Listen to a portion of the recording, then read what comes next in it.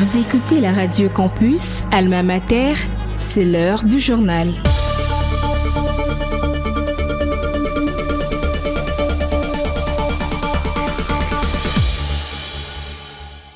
C'est toujours un plaisir de vous informer, messieurs et dames. Bienvenue dans cette nouvelle édition du journal dont voici le principal titre. Le président Félix Tshisekedi a pris la parole à la conférence des soutiens à la paix et à la prospérité dans la région de Grand Lac tenue à Paris. La Société congolaise de chirurgie orale et maxillofaciale a été officiellement présentée ce vendredi 31 octobre au chapiteau de l'Université de Kinshasa.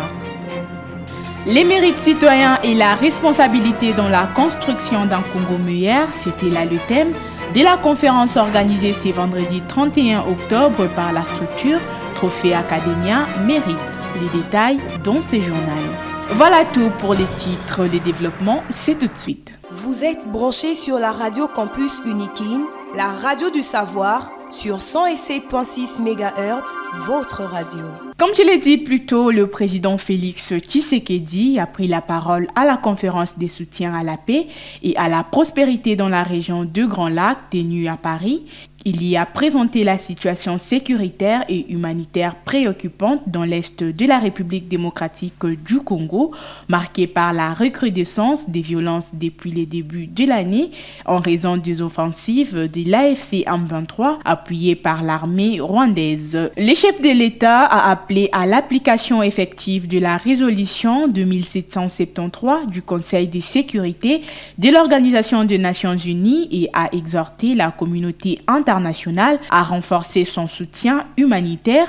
Il a qualifié la crise dans l'est de la République démocratique du Congo de tragédie prolongée, soulignant ses conséquences dévastatrices sur des millions de vies et sur l'avenir d'une génération entière. La première édition de la Semaine nationale du climat s'est clôturée jeudi 30 octobre à Kinshasa sous la présidence de la première ministre Judith Suminwa, représentant les chefs de l'État Félix Antoine Tshisekedi. Organisé par le ministère de l'Environnement, l'événement a réuni experts, diplomates et représentants des 26 provinces autour des enjeux climatiques. La chef du gouvernement a salué cette initiative et plaidé pour qu'elle devienne un rendez-vous annuel tout en promettant des actions concrètes et une coopération renforcée avec les partenaires internationaux. La ministre de l'Environnement, Marie Nyange Ndambo, a pour sa part réaffirmé l'engagement de la République démocratique du Congo à restaurer ses écosystèmes et à renforcer les programmes de reboisement. Cette première édition positionne la République démocratique du Congo comme pays solution dans la lutte mondiale contre les changements climatiques à l'approche de la COP30. La Société congolaise de chirurgie orale et maxillofaciale a été officiellement présentée ce vendredi 31 octobre au chapiteau de l'Université de Kinshasa, une initiative du département des chirurgies orales et maxillofaciales de la faculté de médecine dentaire placée sous les thèmes « Une chirurgie orale et maxillofaciale moderne, accessible pour tous en République démocratique du Congo ». Le professeur Bruno Lapika, secrétaire général administratif de l'Université de Kinshasa et représentant du recteur, a souligné que la création de cette société savante constitue une étape majeure pour la médecine dentaire et la chirurgie spécialisée en République démocratique du Congo. Selon lui, cette initiative, fruit d'un long travail de réflexion et de concertation, témoigne de la maturité académique et professionnelle atteinte par la discipline au sein de la faculté de médecine dentaire et des hôpitaux universitaires du pays. Il s'agit d'un événement qui marque une étape importante dans le développement de la médecine dentaire et de la chirurgie spécialisée en République démocratique du Congo. La création de cette société savante n'est pas un simple acte administratif. Elle est l'aboutissement d'un long processus de réflexion, de concertation et de détermination des praticiens et enseignants congolais engagés dans le domaine de la chirurgie orale et maxillofaciale. Elle symbolise la maturité académique et professionnelle d'une discipline qui, depuis plusieurs décennies, s'est développée au sein de notre faculté de médecine dentaire et dans nos hôpitaux universitaires. Je déclare officiellement lancée la Société congolaise de chirurgie orale et maxillofaciale en RDC. Que vive la SOCOM, que vive la faculté de médecine dentaire, que vive l'université de Kinshasa, j'ai dit et je vous remercie. Le professeur Fidèle Nimi, président de la nouvelle association, a insisté sur la nécessité de promouvoir la recherche, d'améliorer la qualité des soins et de former la relève médicale en collaboration avec d'autres sociétés savantes. Il a également annoncé la tenue prochaine du premier congrès international de chirurgie orale et maxillofaciale en République démocratique du Congo, prévu pour octobre ou novembre afin de renforcer la prise en charge et les compétences nationales. Nous devons promouvoir d'abord la recherche, nous devons améliorer la qualité surtout des soins, donc c'est-à-dire des prestations de soins, mais aussi nous devons travailler en collaboration avec d'autres sociétés savantes afin que nous puissions aider non seulement notre jeune faculté, mais aussi les jeunes chirurgiens qui sont en train de venir pour avoir une formation digne de leur nom. Ainsi, ils peuvent être appelés à exécuter les objectifs fixés par son Excellence, Monsieur le chef de l'État. Le message que nous lançons à toute la communauté congolaise est que les chirurgiens dentistes de la République démocratique du Congo, les chirurgiens oraux et maxillofaciaux de la République démocratique du Congo, ils sont dans une association, laquelle association doit permettre de booster, de fédérer les forces et d'améliorer la prise en charge. Ça c'est de 1 et de 2. À l'occasion de cette sortie officielle, nous allons lancer le tout premier congrès international des chirurgiens oraux et maxillofaciales ici en République démocratique du Congo, probablement qui va être au mois d'octobre ou le mois de novembre. Ça sera encore une occasion à laquelle nous allons parler des soins qu'il faut donner à notre population. Troisièmement, nous disons à la population, à l'occasion de ces lancements de cette société savante, nous avons décrété du 10 au 24 novembre, ce sont des journées ouvertes que nous devons faire le dépistage du cancer de la bouche, des cancers du sein, et les cancers des cols, dont nous avons les experts oncologues dignes de leur nom, et cela c'est gratuitement. Voilà le message que nous pouvons donner à la population. Vous venez là de suivre le professeur Fidèle Nimi, président de la Société congolaise de chirurgie orale et maxillofaciale. Le mérite citoyen et la responsabilité dans la construction d'un Congo meilleur, c'était là le thème de la conférence organisée ce vendredi 31 octobre par la structure Trophée Academia Mérite dans la salle du conseil de la faculté de lettres et sciences humaines à l'université de Kinshasa. L'objectif de cette activité était de rendre hommage au mérite scientifique congolais qui se démarque dans leur domaine. On écoute à cet effet Glodave Boloy, le coordonnateur de cette structure au micro de la radio Campus. Nous avons organisé le trophée Academia Mérite pour récompenser le mérite intellectuel congolais. Vous savez, dans notre pays, nous n'avons pas la culture de rendre hommage aux scientifiques, à ceux qui se démarquent par la qualité de leur recherche, par la qualité de leur travail. On a tendance à primer plus les artistes, musiciens, comédiens et autres culturels, mais les scientifiques sont souvent oubliés. Et c'est là que l'idée est venue de créer quelque chose qui peut récompenser l'excellence académique, l'excellence des scientifiques congolais, l'excellence de l'intellectuel congolais. Et voilà pourquoi nous avons créé les trophées Academia Mérite. Rappelons par ailleurs que cette conférence a été clôturée par une remise de brevet aux récipiendaires de cette première édition, s'agissant du doyen de la faculté de lettres et sciences humaines, le professeur Eugène Bitende, que je vous propose d'écouter. Nous ne pouvons pas oublier nos origines. C'est la faculté de lettres qui travaille la culture.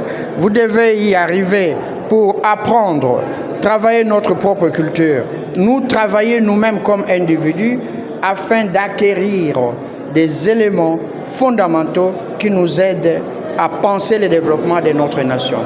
Car sans la culture, on ne peut penser le développement. Mais cette culture, elle se travaille. C'est le résultat de la connaissance. C'est aussi le résultat de la science. Et donc, nous devons nous investir dans ce sens si nous voulons vraiment sortir notre nation de la situation que tout le monde déplore aujourd'hui. Mais également de la professeure Marie-Madeleine Poba du département des sciences de l'information et de la communication de cette même faculté qui s'est dit très émue de ses mérites. On l'écoute. De ce que je fais depuis que j'ai été assistante, chef de travaux et professeur aujourd'hui, c'est créer de l'émulation dans mon entourage.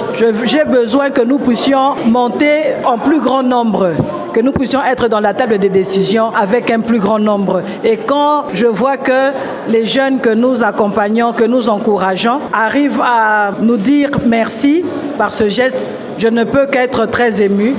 J'ai versé des larmes. Je ne savais pas qu'ils pouvaient faire ça pour moi. Et donc ce que je veux dire, c'est que tout est toujours possible, mais encadrez-vous des bonnes compagnies, des bonnes personnes. Nous, quand on était étudiants, on n'étudiait pas pour distinguer, pour être retenu assistante, pour être professeur, non. On étudiait pour la vie, pour apprendre. Et ce qui a fait que, année après année, nous nous sommes performés. L'Université de Kinshasa est désormais membre de l'Alliance sino-africaine pour l'innovation en sciences et technologies agricoles. Elle a participé à la fondation de ces réseaux à Addis Abeba, en Éthiopie. Le professeur Patrick Mafouila de la faculté de sciences agronomiques et environnement a représenté l'Université de Kinshasa au forum de la CASTIA. Il revient sur les avantages de participer à ces réseaux en entretien avec Jean-Paul Koutoumissa. La CASTIA, c'est une alliance entre la Chine et différents pays africains et qui se focalise sur les innovations en sciences et technologies agricoles.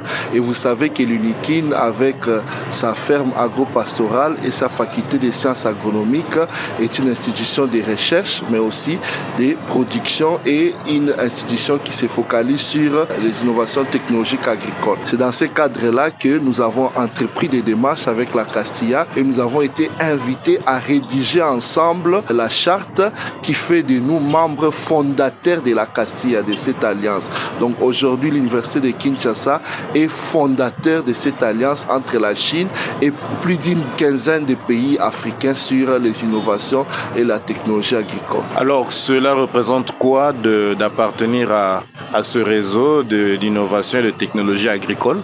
C'est un très grand réseau d'innovation et de technologie agricole qui met ensemble d'abord les différents pays africains, qui nous permet de découvrir nos potentiels et de pouvoir échanger nos potentiels, mais aussi qui permet aux investisseurs chinois de pouvoir se mettre avec nous pour voir quels sont nos besoins prioritaires et comment nous devons aller, vers quelle technologie nous devons aller pour que l'Afrique puisse renaître sur le plan agricole. Alors déjà, dans ces réseaux, nous avons eu à rencontrer beaucoup de partenaires, des scientifiques, par exemple, sur les publications. Nous avons maintenant accès à des publications, à des journaux de haute facture qui veulent coopérer avec nous, donc voir quelles sont les recherches que nous développons et nous aider à les développer et à publier ces recherches. Est-ce qu'il y a déjà un comité? Est-ce que l'UNIKIN peut postuler à un poste au sein du comité?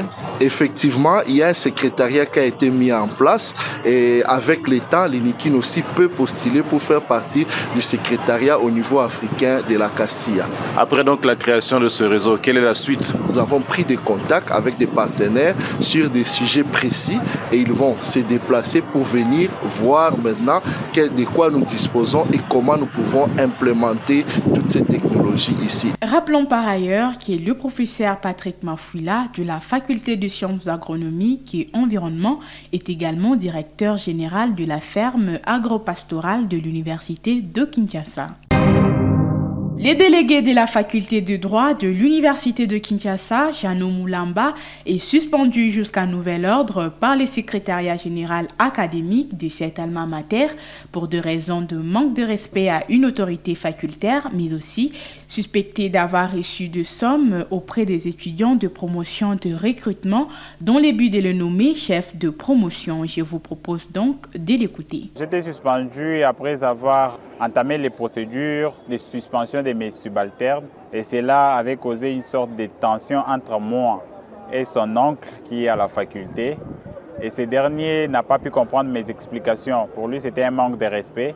Et il est venu m'accuser auprès de mes chefs directs qui ont pris cette décision. Mais également, dans la motivation de ma suspension, on me suspecte d'avoir reçu des sommes contre des nominations dans des classes de recrutement. Ce qui s'est passé, c'est que le monsieur que je devais suspendre demandait de l'argent aux étudiants pour passer des promotions.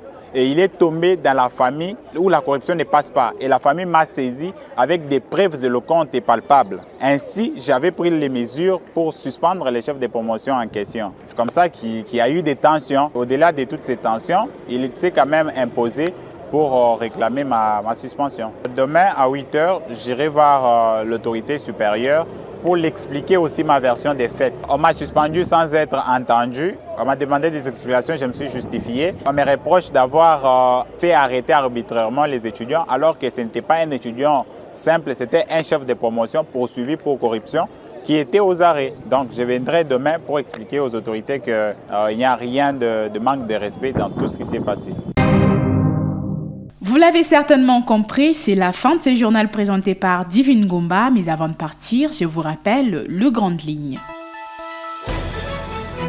Le président Félix Tshisekedi a pris la parole à la conférence des soutiens à la paix et à la prospérité dans la région de Grand Lac tenue à Paris.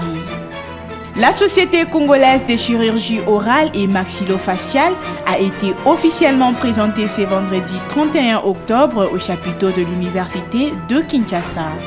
Les mérites citoyens et la responsabilité dans la construction d'un Congo meilleur, c'était là le thème de la conférence organisée ce vendredi 31 octobre par la structure Trophée Academia Mérite. Réalisé par Jason Ludem, ce journal est complètement terminé. Concours rédactionnel Jean-Paul Koutoumissa, Lucien Pungwe, Sylvain Chizungu et Salem Dienda à la technique, Sylvain Chizungu et Salem Dianda à la technique, Luxen Kinounou à la supervision. Restez branchés sur la 107.6 MHz, la radio campus Alma Mater, la radio du savoir.